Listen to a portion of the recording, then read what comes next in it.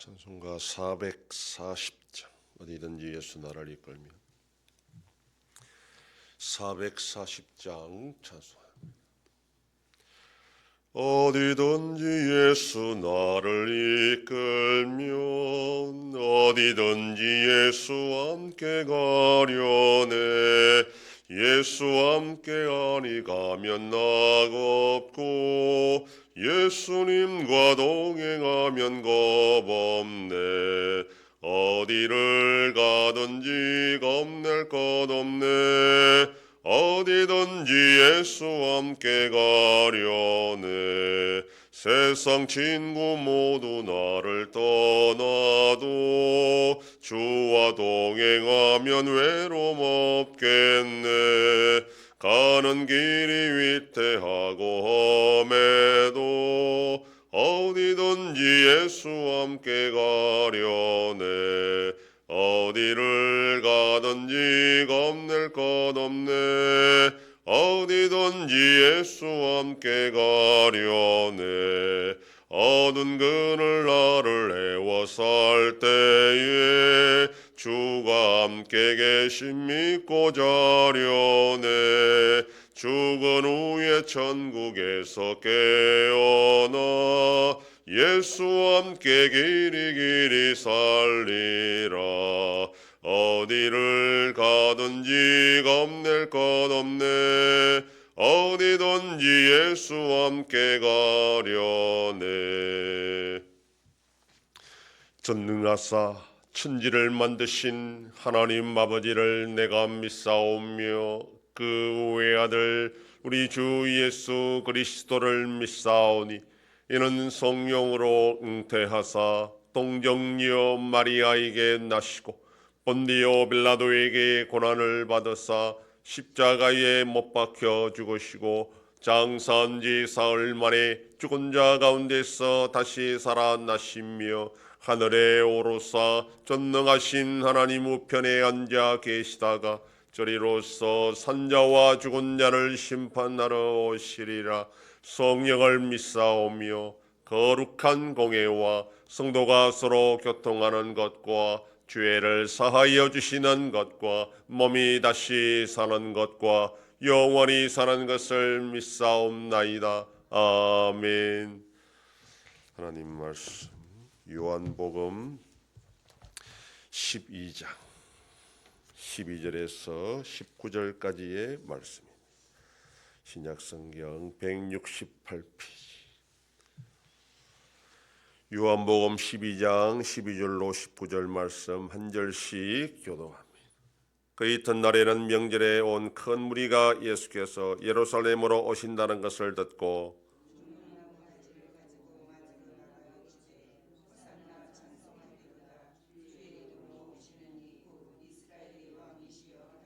예수는 한 어린 나귀를 보고 타시니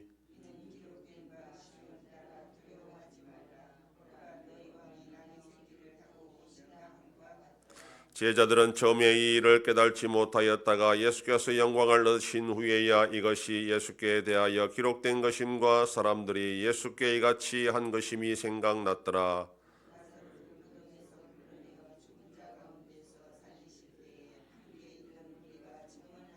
이에 무리가 예수를 맞으면 이 표적 행하심을 들었음이로라. 바리새인들이 서로 말하되 볼지어다 너희 하는 일이 쓸데없다. 보라 온 세상이 그를 따르는도다 하니라. 아멘. 예수님께서 드디어 예루살렘에 입성을 하셨는데 백성들이 그러니까 유월절을 지키기 위해 전국 각지에서 예루살렘으로 모여온 백성들이 종려나무 가지를 들고 예수님을 맞이하게 됩니다. 이 종려나무 가지를 들고 환호하는 이것은 구약에는 나타나지 않는 그런 모습입니다. 이것은 신구약 성경 중간기 시대에 있었던 사건인데 예수님 당시의 유대는 로마 제국의 지배를 받고 있었지만 그 전에는 유대 지역이 그리스 그러니까 알렉산드리아 대왕의 지배를 받고 있었고 알렉산더 대왕이 죽자 제국은 네 개의 제국으로 다시 나눠지게 되고 이 유대가 속한 중동 지역은 셀류코스 제국이 지배하고 있었습니다. 그 중에 안티오코스 2세라는 아주 악독한 이 황제는 유대인을 지독하게 싫어해서 성전 제사를 금지하고 성전 마당에 제우스 신을 또 신상을 세우고 대지를 제물로 바치게 하는 그런 악행을 저질렀던 황제입니다. 여기에 대해 기원전 164년에 마카베오라 하는 이 사람, 이 형제들인데 이들이 반란을 일으켜 하스몬 왕조를 세워 100년 가까이 유대가 독립하게 됩니다. 그것이 가능했던 것은 그 셀류코스 왕조와 그다음에 로마 제국이 넘어가는 과도기였기 때문에 가능한 것이었습니다. 그러나 결국 BC 63년에 이 지역은 다시 로마의 지배를 받게 되는데 바로 그 마카베오 반란 때에 예루살렘 성이 탈환되는 것을 기념하여 백성들이 종려나무 가지를 들고 그 마카베오 왕을 환대했던 그날을 기억하면서 지금 이 유대인들은 예수님이 유대 유월절에 예루살렘으로 입성하는 것을 보면서 마치 그 100년 전에 마카베오가 예루살렘을 탈환했던 것처럼 우리 유대를 로마 제국으로부터 이 예수님이 독립시켜주면 좋겠다 하는 그런 바람으로 지금 환호하면서 호산나 외치면서 종려나무 가지를 들고 예수님을 맞이했던 것입니다. 그런데 예수님은 14절에 보시는 것처럼 어린 나귀를 타고 입성을 하신 겁니다. 이건 마치 대통령이 경차를 타고 오는 것과 같이 모양이 초라하고 어울리지 않는 그런 모습이라는 겁니다. 어쨌든 지금 예수님은 예루살렘 성에 입성하셨지만 이것이 백성들의 요구에 어쩔 수 없이 끌려다니는 그런 식으로 예루살렘에 들어가는 것이 아니라 하나님의 때에 하나님의 계획 속에 차근차근 모든 일이 진행된다라는 것을 보여주기 위해서 입성을 하셨고, 그러나 백성들이 원하는 모습이 아니라 초라한 모습으로 나귀를 타시고 예루살렘으로 입성하셨다라는 것입니다. 이게 참 중요합니다.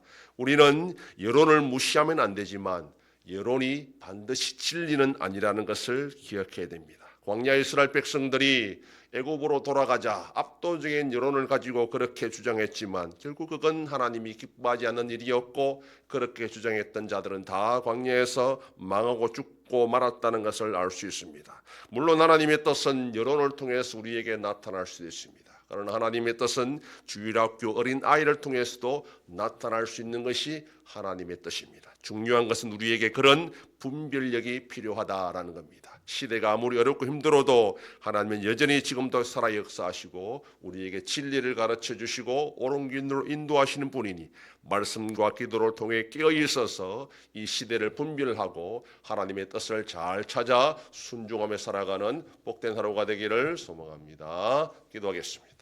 하나님 아버지 감사합니다. 지난 밤도 지켜주시고 또 이 새벽을 깨우며 주님 앞에 나와 기도하고 오늘 하루도 살아가게 하시니 감사합니다. 예수님은 백성들의 요구 때문에 움직이는 분이 아니라 하나님의 때와 하나님의 계획 속에 차근차근 모든 일들을 감당했던 것처럼 오늘 우리가 이 세상을 살아갈 때에 세상 사람들의 소리에 귀를 기울이는 것이 아니라 하나님의 말씀에 귀를 기울이고 분별력을 가지고 진리로 나아갈 수 있는 옳은 자들이 되게 하여 주시옵소서. 아버지 하나님, 이 나라 대한민국과 함께 하셔서 은혜와 긍휼을 베풀어 주심으로 올바로 나가는 복된 나라가 되게 하여 주시옵소서. 전쟁 속에 있는 나라들도 불쌍히 여겨주시고 속히 평화를 허락하여 주시옵소서. 우리 안송교회가 평안하여 든든히 서가는 교회가 되게 하심으로 하나님께 영광 돌리는 교회가 되게 하여 주시옵소서. 성도의 가정과 생업에 복을 주심으로 감사가 넘치는 가정이 되게 하여 주시옵소서. 자녀들의 삶 가운데도 함께해 주시고 대중생명과 어린 생명들을 지켜 주시옵소서.